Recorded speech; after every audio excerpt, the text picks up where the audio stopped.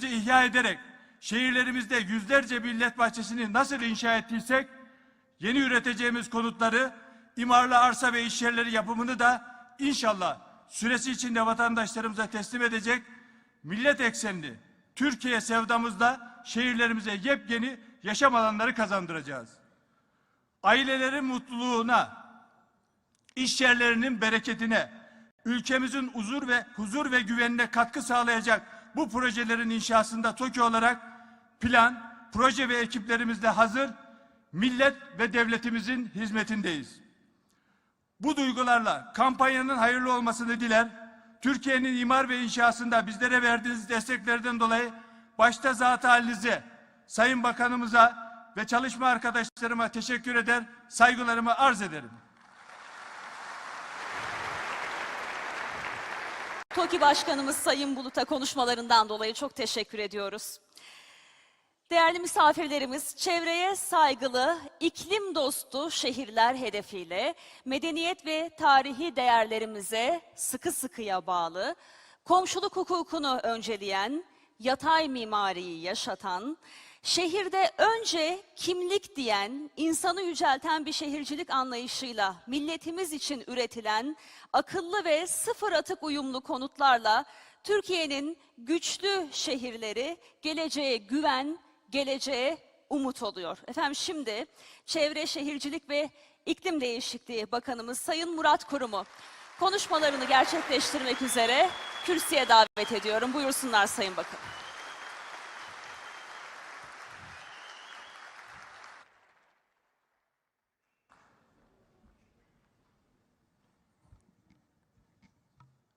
Sayın Cumhurbaşkanım, hanımefendiler, beyefendiler, sizleri en derin saygı ve hürmetlerimle selamlıyorum. Müjdelendiği ilk andan itibaren milletimizin büyük bir heyecana sevk eden, Cumhuriyet tarihinin en büyük sosyal konut hamlesini, yuva kuran, siyasetin lideri, büyük Türkiye'nin mimarı, Sayın Cumhurbaşkanımızın müjdeleriyle bu gazi mekandan başlatmanın heyecanı ve mutluluğu içerisindeyiz. Hepiniz hoş geldiniz, şeref verdiniz, safalar getirdiniz.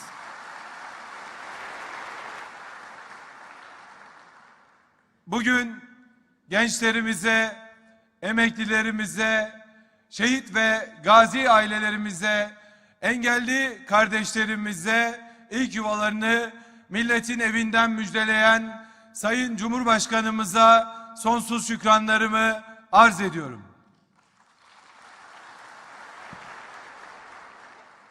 Sayın Cumhurbaşkanım, tarih 14 Kasım 2003, yer Rize Toplu Konut temel atma töreni. Zat haliniz orada toplanan on binlerce kardeşimize Türk siyaset ve devlet tarihine geçen bir söz söylediniz. Değerli olan milletin teveccühü ve takdiridir. Bizim ölçümüz millettir dediniz.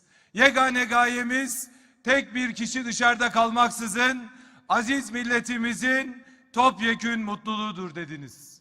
O günden geçen bu zamana kadar 20 yıla şöyle bir baktığımızda dar gelirli kardeşlerimiz için inşa ettiğiniz milyonlarca sıcak yuvayla tek ölçüsü millet olan, milletiyle yek vücut olan devletin nasıl ihdas edileceğini tüm cihana gösterdiniz. Bu ülkede hayalleri dahi ellerinden alınan, yıllar yılı maalesef ev alamayan kardeşlerimize umut oldunuz. TOKİ sizin bu ortaya koymuş olduğunuz ufukla, canla, başla çalıştı ve bugüne kadar tam 1.170.000 konut üreterek dünyaya model oldu. Bu model Cumhuriyetimizin 100. yılının eşiğinde devletimizin ulaştığı kudretin bir nişanesi oldu. Ve bu çerçevede tam 5 milyon insanımıza yeni yuva kurma mutluluğu yaşattınız. Kentsel dönüşümle 3 milyon yuvamızı dönüştürdük. İçerisinde yürüyüş yollarından spor alanlarına, millet kıraathanelerinden bisiklet yollarına kadar milletimizin her ihtiyacına cevap veren 455 millet bahçemizi milyonlarla fidanla buluşturuyoruz. Bugün Elazığ'da, Malatya'da, İzmir'de önce yaralarını saran, ardından da tarihinin en büyük dönüşümlerine imza atan bir Türkiye var. Antalya'da, Muğla'da, Karadeniz'de tüm afet alanlarında dev bir yenilenmeyi gerçekleştiren bir Türkiye var.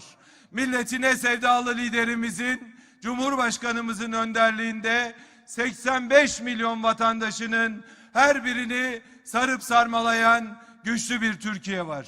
Sayın Cumhurbaşkanım, bugün bu güzel millete yüz binlerce yeni yuvamızı, konut arsamızı ve iş yerimizi sunmanın mutluluğunu yaşıyoruz.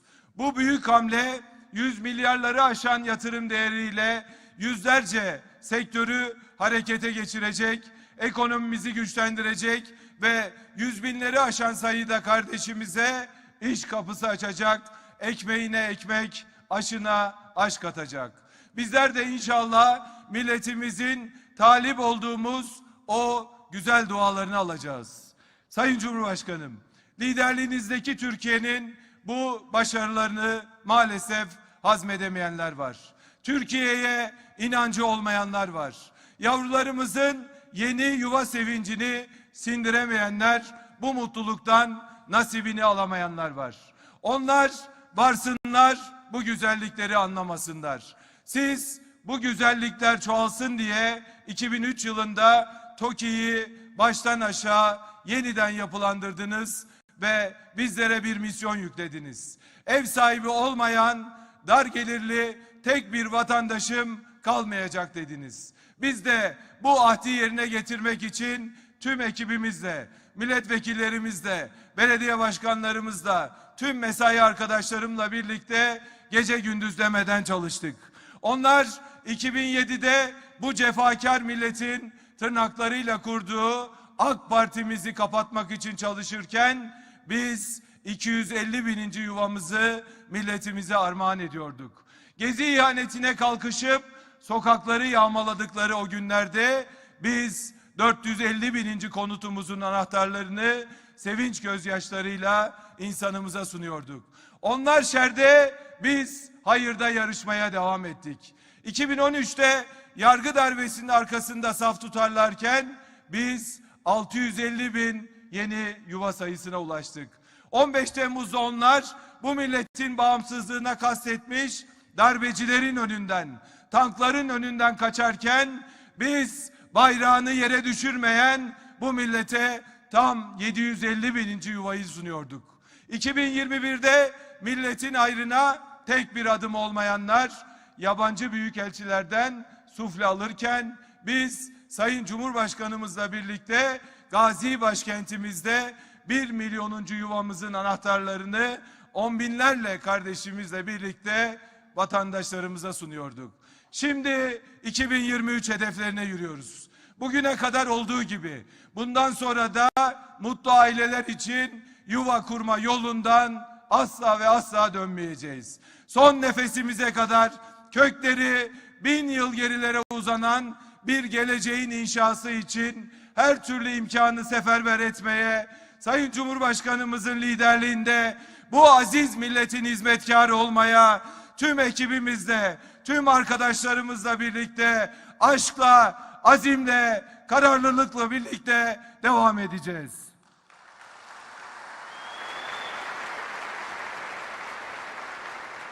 Ben bu duygularla bu dev projenin, bu dev hamlenin hayata geçmesinde destekleriyle bizi her zaman yanımızda olan Hazine ve Maliye Bakanımıza, TOKİ'mize, TOKİ Başkanımıza, mimar, mühendis, işçi kardeşlerimize, tüm mesai arkadaşlarıma, 81 ilden bu büyük coşkuyu bugün bizlerle paylaşmak için bir araya gelen tüm misafirlerimize çok teşekkür ediyorum. Yeni yuvalarımızın, bereketli dükkanlarımızın hayırlı olmasını diliyor. Bu duygularla bir kez daha bu projenin mimarı, Büyük Türkiye'nin mimarı Sayın Cumhurbaşkanımıza şükranlarımı arz ediyor.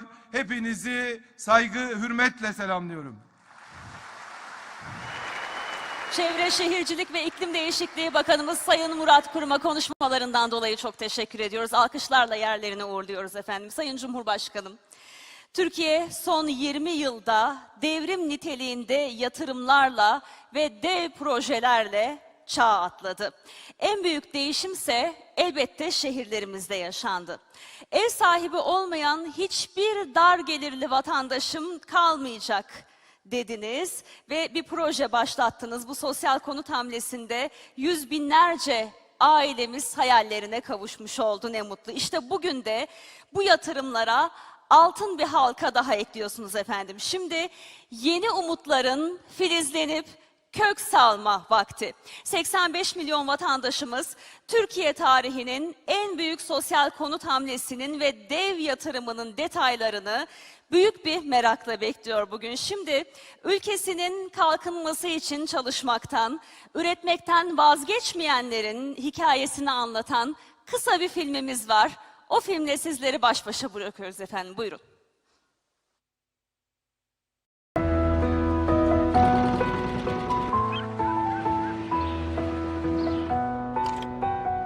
Sen neleri başarmadın ki? En güzeli helalinden ekmeğini kazandın. Mevsimlere, günlere, gecelere rağmen yılmadan çalıştın. Senin kazancından daha temiz ne olabilir ki? Göz nuru, el emeği, alın teri. Uykusuz geceler, çalışmakla geçen saatler. Nice zorluklar gördün ama üretmekten, ülkeni büyütmekten vazgeçmedin. Ülkeni büyütürken umudunu, çocuğunu, yarınlarını ihmal etmedin. Gecenin karanlığında yıldız gibi parladın, hilal gibi beyazdın, hiç sinmedin, bayrağını namerde teslim etmedin. Sen emekçi, sen emekli, sen işçi, kadını, erkeği, genci. Sen evindeki bir lokma ekmeği bile ihtiyaç sahibiyle bölüşen koca yürekli. Senin hakkındır huzurlu yaşam. Tek hayalindir mutlu yuvan. Evindir senin tebessümün.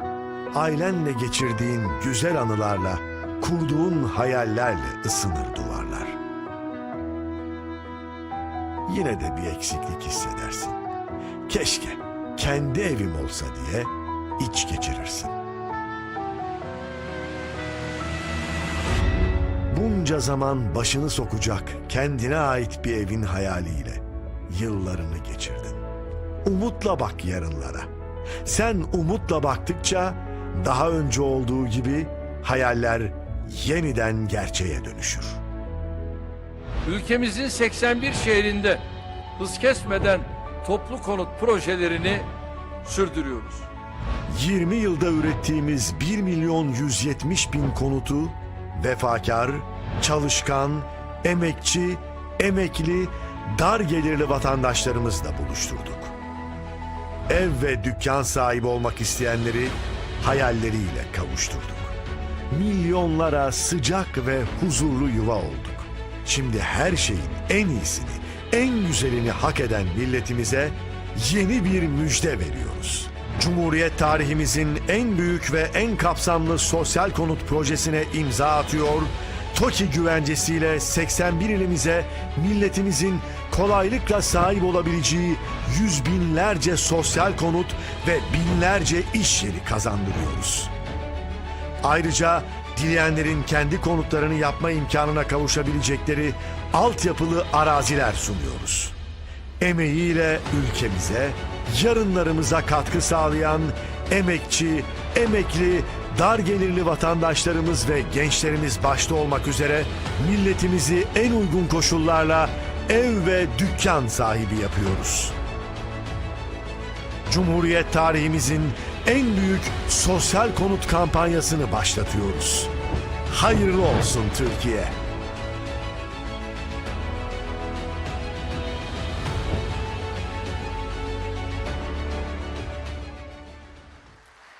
Ve beklenen an Pek çok tarihi projede olduğu gibi bu büyük projenin de mimarı, büyük Türkiye'nin mimarı Cumhurbaşkanımız Sayın Recep Tayyip Erdoğan'ın kürsüyü teşriflerini arz ederim. Buyurunuz Sayın Cumhurbaşkanım.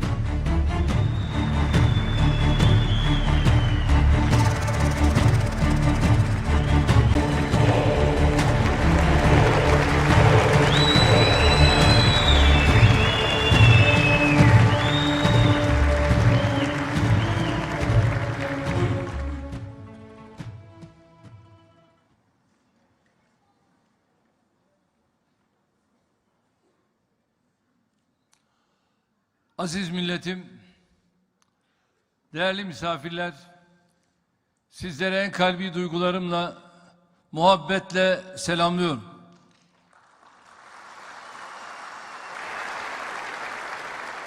Cumhurbaşkanlığı Külliyesi'ne, milletin evine, bu gazi mekana hoş geldiniz. Cumhuriyet tarihimizin en kapsamlı sosyal konut kampanyasının tanıtım toplantısı vesilesiyle bir aradayız. Tarihimizin bu en büyük sosyal konut kampanyasına öncülük eden Çevre Şehircilik ve İklim Değişikliği Bakanlığımız ile TOKİ'mizi tebrik ediyorum. Bu sürece katkı verecek herkese teşekkür ediyor.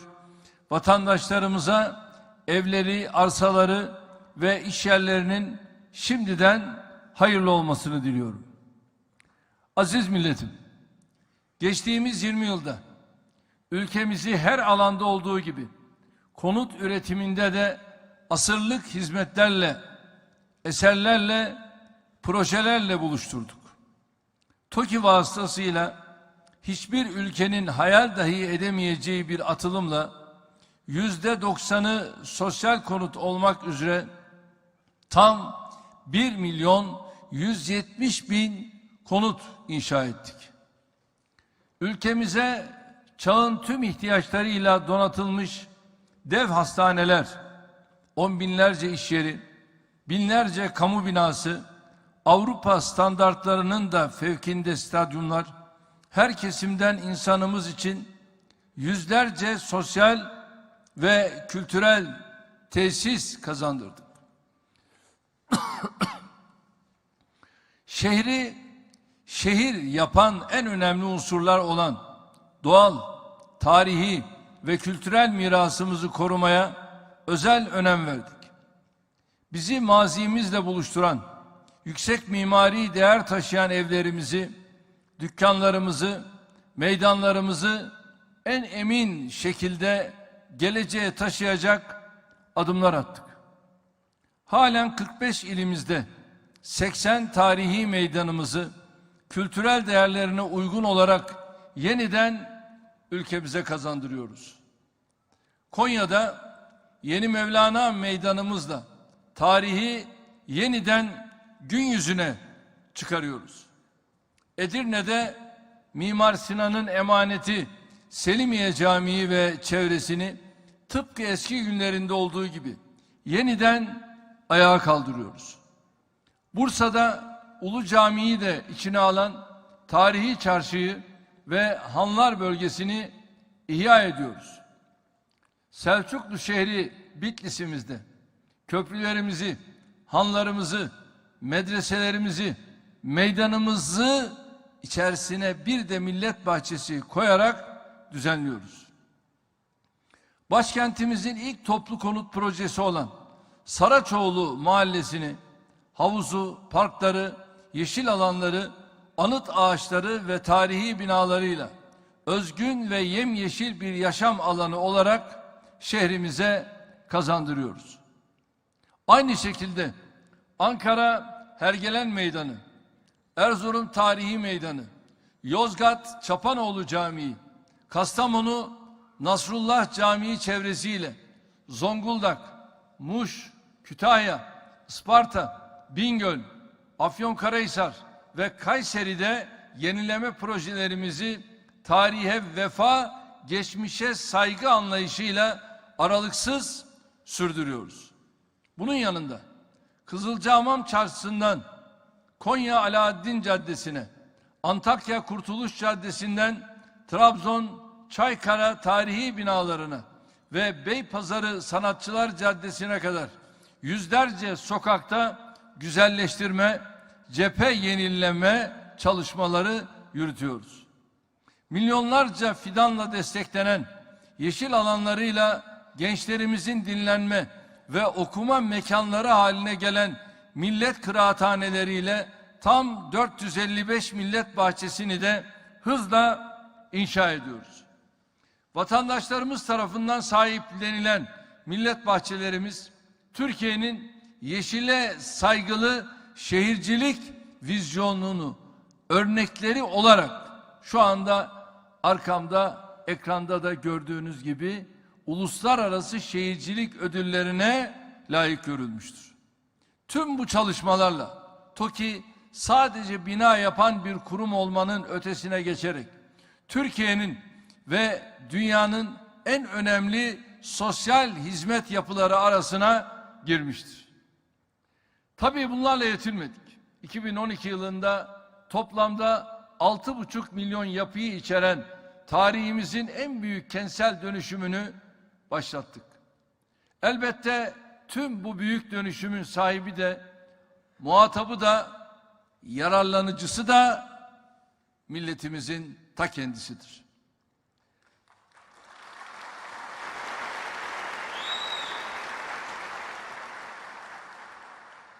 Bugün de sizlerin huzurunda sosyal konut odaklı şehircilik atılımlarımıza yeni bir halka daha eklemenin mutluluğu içindeyiz. Aziz milletim, bilindiği gibi 2019 yılında önce 50.000 adetlik, ardından 100.000 adetlik 2 sosyal konut projesi başlatmıştık. Hep söylediğimiz gibi bizim muharrik kuvvetimiz millettir. Bu projelerle 81 ilimizin her köşesinden 2 milyonu aşkın vatandaşımızın başvurması bizi daha büyük adımlara sevk etmiştir. Hem yapılacak konut sayısını artırmaya hem de kampanyayı sürekli hale getirmeye karar verdik. İşte bu tanıtım töreniyle ülkemizin her yerinde yüz binlerce yeni sosyal konutun, konut arsasının ve iş yerinin inşa sürecini başlatıyoruz. Birazdan ana hatlarını milletimizle paylaşacağımız başvuruları yarın itibariyle başlayacak ve Ekim ayı sonuna kadar sürecek bu projelerin ilk temelini de yılbaşında atıyoruz. Amacımız ilk etap konutlarını azami 2 yıl içinde bitirip hak sahibi vatandaşlarımıza teslim etmektir. Yatay mimari esasıyla, yani zemin artı 3, zemin artı 4, bilemediniz zemin artı 5, depreme dayanıklı şekilde inşa edeceğimiz bu projeler aynı şekilde ülkemizin her yerinde devam edecektir. Projelerimizi özellikle mahalle kültürünü, komşuluk ilişkilerini gözetecek, yeşili hakim kılacak bir anlayışla hayata geçiriyoruz. Her şeyden önce bu gerçeğin altını özellikle çizmek istiyorum. Bu kampanya sayısı ve kalitesi bakımından dünyadaki en büyük konut yatırımını ifade etmektedir. Cumhuriyetimizin 100. yılına böyle küresel ve tarihi önemde bir kampanyayla girmekten gurur duyuyoruz.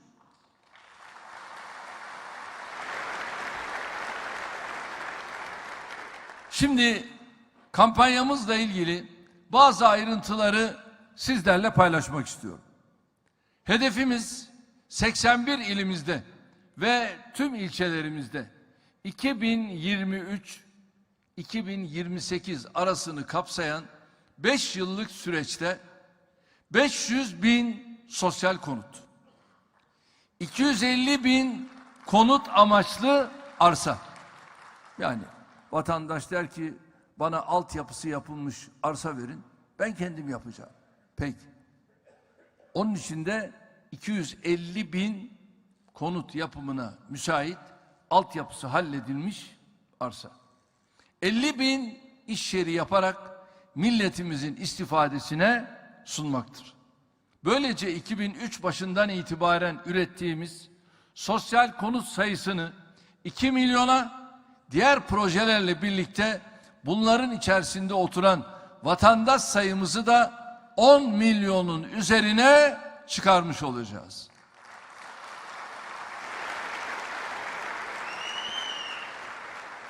Projemizin ve bu kapsamda yapılacak konutlar ile iş yerlerinin ismini de ilk evim, ilk iş yerim olarak belirledik.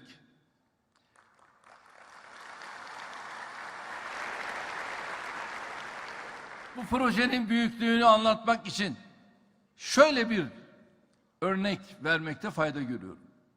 Tanıtımını yaptığımız 500 bin konut hedefi sayısı iş yerleriyle birlikte düşündüğünde hane sayısı bakımından İstanbul'un 1/4'üne, Ankara'nın yarısına, Kocaeli'nin tamamına eşitken Bilecik, Bitlis, Bolu, Bingöl, Burdur, Çankırı, Erzincan, Gümüşhane ve Hakkari'nin tamamına eşittir.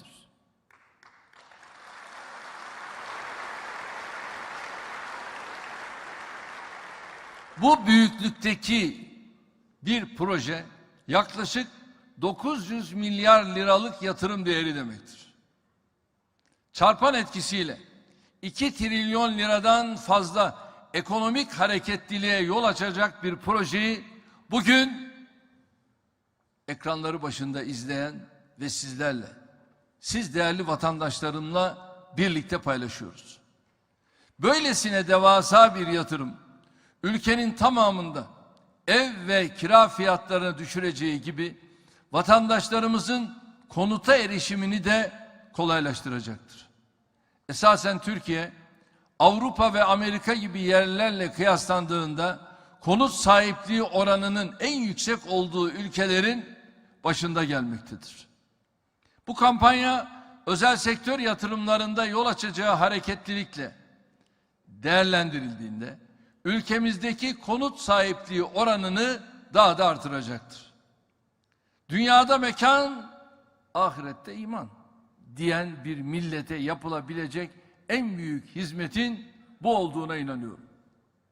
Aziz milletim, bu devasa sosyal konut projemizin ilk etabını oluşturan 250 bin sosyal konutu, 250 bin konut arsasını ve 10 bin iş yerini 2 yılda bitirerek hak sahiplerinin kullanımına sunmayı planlıyoruz. Konutu, arsası ve iş yeriyle toplam 360 bin bağımsız birimden oluşan projemizin bu ilk etabı dahi Cumhuriyet tarihimizin en büyük, en kapsamlı sosyal konut atılımıdır. İlk etap konutlarımızdan 50 binini İstanbul'da, 18 binini Ankara'da, 12.500'ünü İzmir'de, 10 binini Gaziantep'te, 8.650'sini Bursa'da, 7.500'ünü Konya'da, 4.500'ünü Kayseri'de inşa edeceğiz. Diğer illerimizde de nüfuslarına göre değişen sayılarda konut inşası gerçekleştireceğiz. Ayrıca bu konut projesinde çeşitli kesimlere pozitif ayrımcılık yaparak kontenjanlar belirliyoruz. Buna göre şehit yakınları ve gazilere ilk etabın %5'e denk gelen 12.500 konut, engelli vatandaşlarımıza yine %5'e karşılık gelen 12.500 konut, emekli vatandaşlarımıza ise %20'ye denk düşen 50.000 konut kontenjan ayırıyoruz. Bu projemizde ilk defa gençlerimiz için de 18-30 yaş arası bir kontenjan oluşturduk. Projemizdeki konutların %20'sine denk gelen 50 binini de yarınlarımızın teminatı gençlerimize tahsis ettik.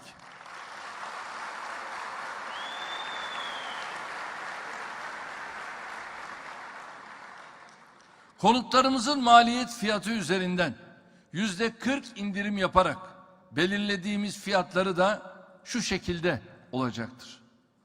Vatandaşlarımız toplamda 608 bin lira fiyata sahip 2+1 konutlarımıza aylık 2280 liradan başlayan taksitlerle ve 240 ay vade ile sahip olabilecektir.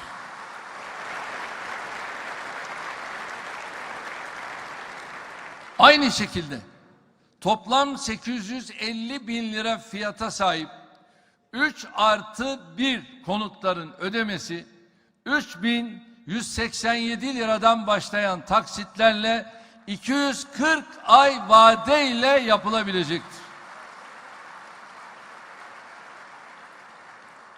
Bu kampanyamıza İstanbul'da hane geliri 18 bin liranın, diğer illerde 16 bin liranın altında olan her vatandaşımız başvurabilecektir. Belirlenen toplam bedelin %10'u peşin alınacak, taksit ödemeleri ise sözleşmenin imzalanmasıyla başlayacaktır.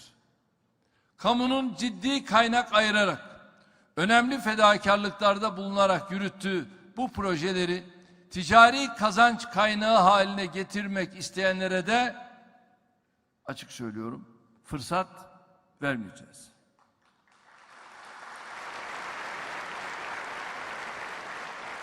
Kendi aklınca devleti kandırarak hak etmediği halde TOKİ'den ev almaya çalışanların hem ödedikleri parayı hem evlerini kaybedecekleri sıkı, etkin, güvenilir bir denetim mekanizması kuracağız.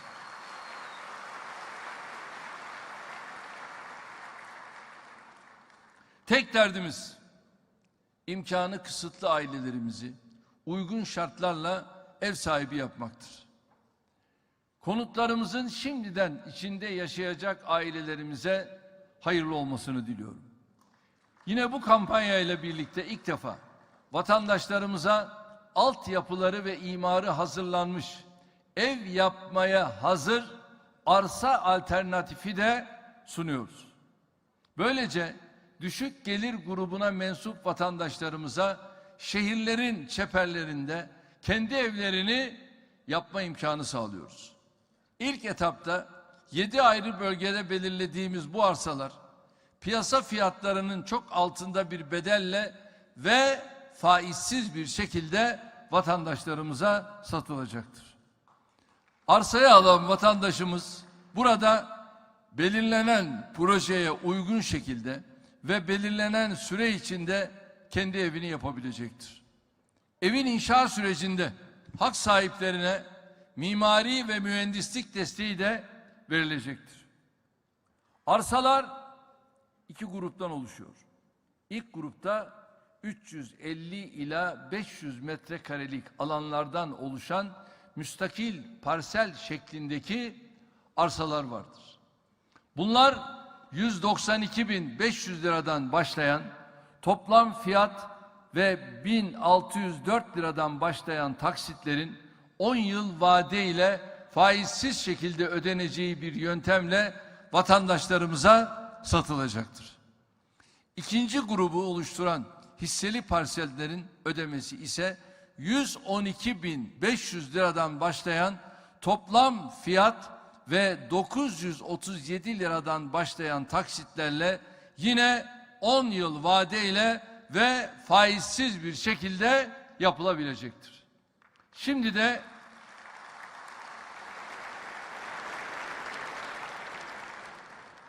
de iş yerlerimizle ilgili bazı ayrıntıları sizlerle paylaşmak istiyorum.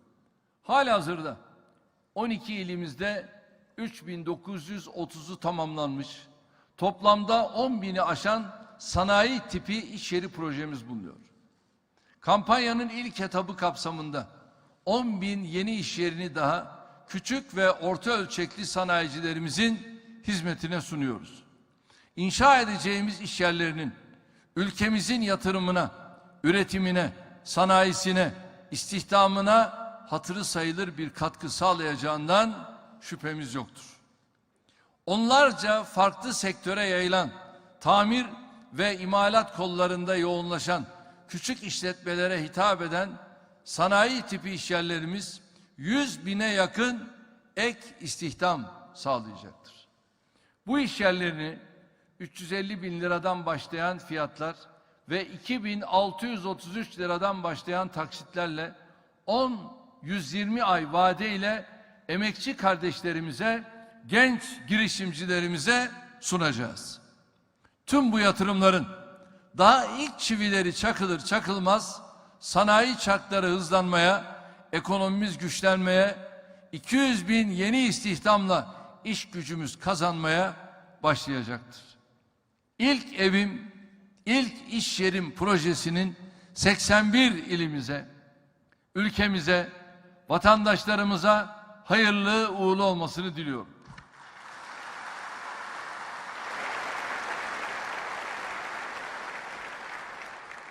Aziz milletim, dünyada sosyal konut, sosyal devlet, sosyal yardım uygulamalarının ekonomik daralma nedeniyle geri plana atıldığı bir dönemden geçiyoruz.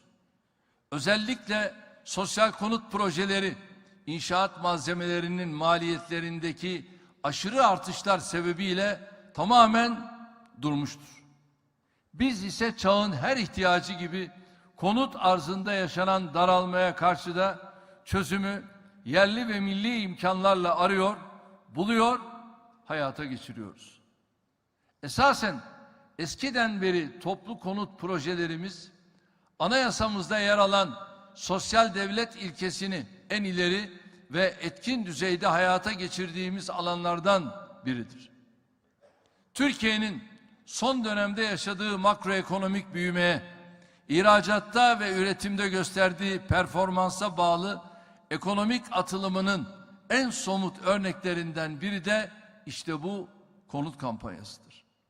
Dünyada hiçbir ülkenin maliyet ve süre olarak cesaret edemediği bir projeyle milyonlarca vatandaşımızı ev sahibi yapmakta kararlıyız.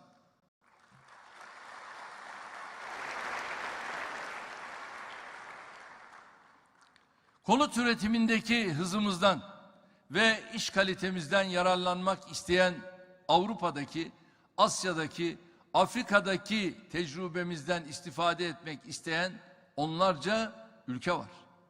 Biz bu alandaki birikimimizi öncelikle vatandaşlarımızın istifadesine sunuyoruz.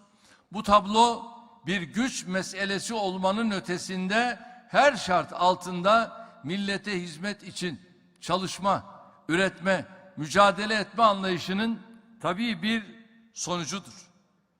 Devlet milletine hizmet için çalıştıkça millet de devletine daha sıkı sarılmakta, daha çok itimat etmektedir. 15 Temmuz gecesi yaşananlar bu hakikatin en çarpıcı ifadesidir. Hükümetlerimiz döneminde hayata geçirdiğimiz demokrasi ve kalkınma devrimleriyle milletle devleti geçmişte hiç olmadığı kadar bütünleştirdik, birleştirdik, güçlendirdik. Konut projelerimizi de bu anlayışla yürütüyoruz. Ailelerimizin konutlarıyla, sosyal ve kültürel imkanlarıyla ne kadar iyi, ne kadar düzenli yerleşim yerlerinde yaşarlarsa hem kendi bireyleri arasında hem çevreleriyle o kadar sağlıklı ilişkiler içinde olacaklarına inanıyoruz. Kısa bir süre önce İstanbul Esenyurt'ta konut dağıtım projesi yaptık. Zemin artı 3, zemin artı 4. Tabii orada ben vatandaşlarımızın mutluluğunu gördüm. Ki Esenyurt malum geçmişi itibariyle gecekonduların yaygın olduğu bir yer ama orada kentsel dönüşüm projesiyle çok ciddi bir adım attık, adım atıyoruz. Ve bütün bunlarla beraber şehirlerimize yakışan bir yapılaşmayı yaparak Türkiye'yi örnek bir ülke haline getirmenin gayreti içerisindeyiz.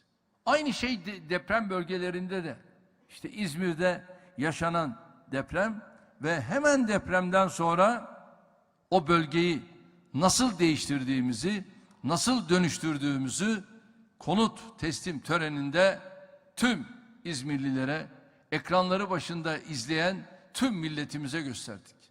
Aynı şey Malatya'da, Elazığ'da, Erzincan'da, bütün buralarda da gösterdik. Yangınlar oldu.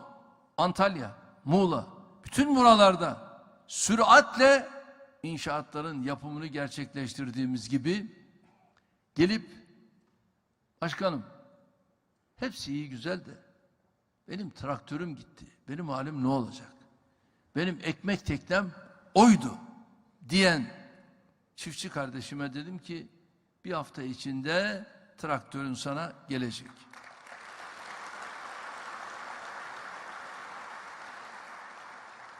Ve biz bir haftayı bulmadan traktörünü o çiftçi kardeşimin kendisine ve onun gibi çevredeki bütün çiftçilere traktörlerini ulaştırdık. Bitireyim konuşmamı. Bugün açıkladığımız projenin tamamı, yani 500.000 konut, 250.000 altyapısı yapılmış, konut amaçlı arsa ve 50.000 iş yeri bittiğinde hamdolsun 3.750.000 insanımızı daha güvenli yaşam alanlarına kavuşturmuş olacağız. Cumhuriyet tarihinin en büyük sosyal konut hamlesinin sevincini milletimizle birlikte yaşarken ülkenin her kazancına, her sevincine, her güzelliğine itiraz edenler de unutmayın, onlar boş durmuyor. Her projemiz gibi 500.000 sosyal konutun da yapılamayacağını söylemelerini ben kale bile almıyorum. Çünkü biz laf üretmiyoruz, iş üretiyoruz, yaptık, yapıyoruz ve yapmaya da devam edeceğiz.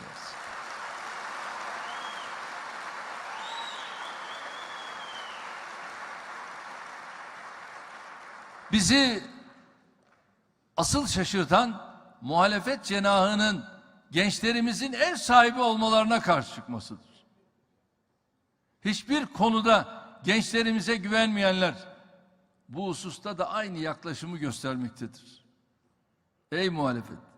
Ya biz göreve geldiğimizde sizin gençlerimize verdiğiniz burs neydi ya? 45 liracıktı. Şimdi burslar 650'ye 850'ye çıktı. Asgari ücrete çıktı. Kimlerinki? Lisansüstü eğitim öğretim görenlerinki. Biz böyle yaklaşıyoruz gençlerimize. Ve biz gençlerimizi hamdolsun sokaklarda bırakmadık. Ve şu an itibariyle 850.000 gencimizi iskan edecek yurtlarımız var. Ve yurtlarımız henüz dolmuş değil. Yurtlarımızı dolduracak müracaat henüz yok. Ama biz buna rağmen yeni ilavelerle bu rakamı 1 milyonun üzerine inşallah yurtlarımızı çıkaracağız. Biz gençlerimize hep güvendik. Hep inandık. Hep destek verdik. Konut projemizde de onlara olan güvenimizi ve desteğimizi kendilerine %20'lik bir kontenjan ayırarak gösterdik.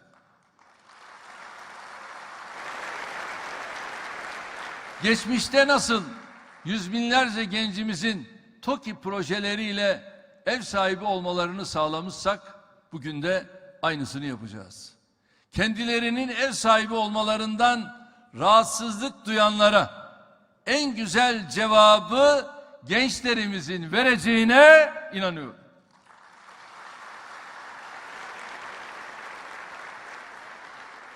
Ülkemize kazandırdığımız her eser gibi bu projeyi de milletimize olan vefa borcumuzu ödemenin bir vasıtası olarak kabul ediyoruz. Hele hele Teknofest gençliğini bizim her yönüyle desteklememiz gerekiyor. Bir kez daha Cumhuriyet tarihimizin bu en büyük sosyal konut projesinin kampanyaya katılacak ve hak sahibi olacak vatandaşlarımıza hayırlı olmasını diliyorum. Projeyi hayata geçirecek Çevre Şehircilik ve İklim Değişikliği Bakanlığımız ile TOKİ'mizi, yüklenici firmaları, buralarda görev yapacak işçilerimizi, mühendislerimizi tebrik ediyorum. Tabii bu konutların hepsinin ayrı bir özelliği var. Nedir? Çeyizciler için hayırlı olsun. Çünkü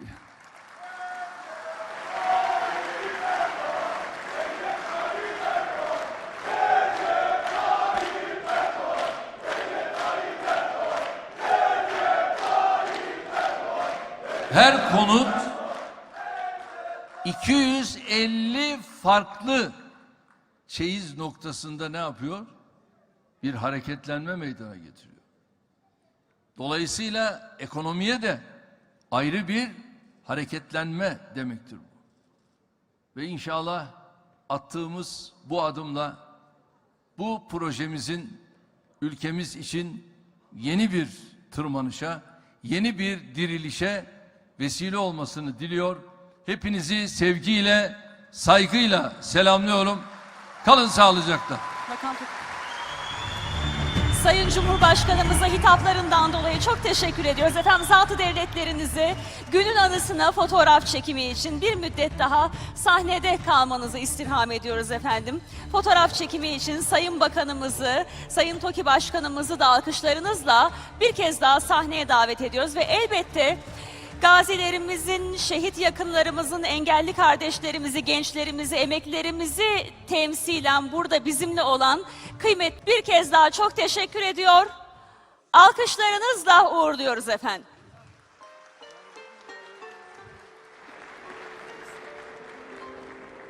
İdare ediyoruz.